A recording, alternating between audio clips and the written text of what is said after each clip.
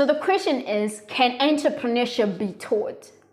And as an accidental entrepreneur, my answer is yeah, sure, it can be taught, because entrepreneurship is a process, and a process is something that you can learn and master, right? So I also acknowledge the fact that there's the art and the science part of entrepreneurship, and the process is the science part of it, is what you can learn. And the art is just your ability, your innate ability to identify business ideas and opportunities. So that's a different thing. So it is one thing to identify a business idea. It is another to stay in business, to have a profitable business. Hence, we have inventors, people who come up with these great ideas, but they don't know how to make money from them, because they didn't master entrepreneurship as a process, the science part of it, which is basically here we're just going to talk about the business model. So the key thing to start in business, you just need to do 3 things only to just be good at building a business. 3 things. First, you just matter of creating value. Business model design. So how are you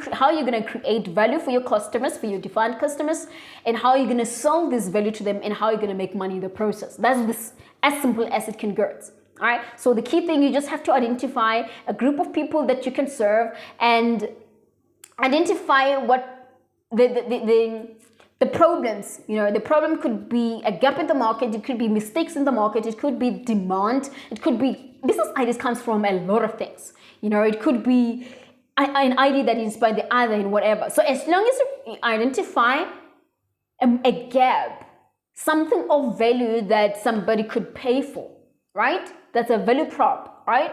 If maybe saving people time, if it's maybe helping people have access to whatever it could be, if you can identify that, and you identify that there's also a group of people that are willing and to pay and can afford to pay for somebody to solve that problem, to relieve that pain for them, then you're good to go with step number 1. Then just from there, after you do problem solution fitness, you identify the problem and you come up with a solution. You identify people who experiences this problem or pain, and the people and you validated that they can be able to afford to pay for this. They're willing to pay for whatever solution that you're gonna solve for them, the problem they're gonna solve for them.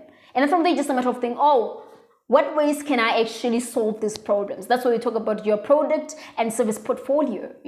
What ways will you solve this? Is it through, for example, as a consultant trying to cap startup failure? There's various ways: consulting, books, mentorship, speaking, and stuff like that. You understand? So there's various ways, right? And those various ways are then linked to how you're going to be making money, right? So various ways you're going to be solving the problems, right? Those are product and solution, product and service portfolio. And now that you've identified the value that you're going to be creating for this defined group of customers who are willing to pay for you to solve a problem for them, think of how you're going to solve this solution to them. How are you going to deliver it to them? So how are you going to market this, and how are you going to sell it? Where will the transaction happen, and how are you going to communicate the solution, the value proposition? That's marketing, right? And this is just informed by, where do we find your customers? Where do they hang out?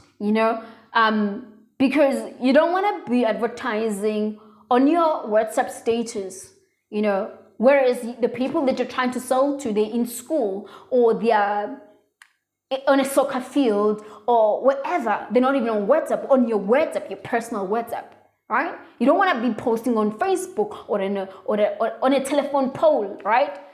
You don't want to be a mixed match. Most of you are not getting clients because you're doing this. You're using the wrong channels of communication and advertising and marketing, because you haven't studied your customers, how the effective ways of reaching them, where they're found. You don't know where they are. You're selling to everyone. Wrong strategy. Don't sell to everyone. Define who your customer is, where they're found, and find very effective ways of reaching them and selling to them, right?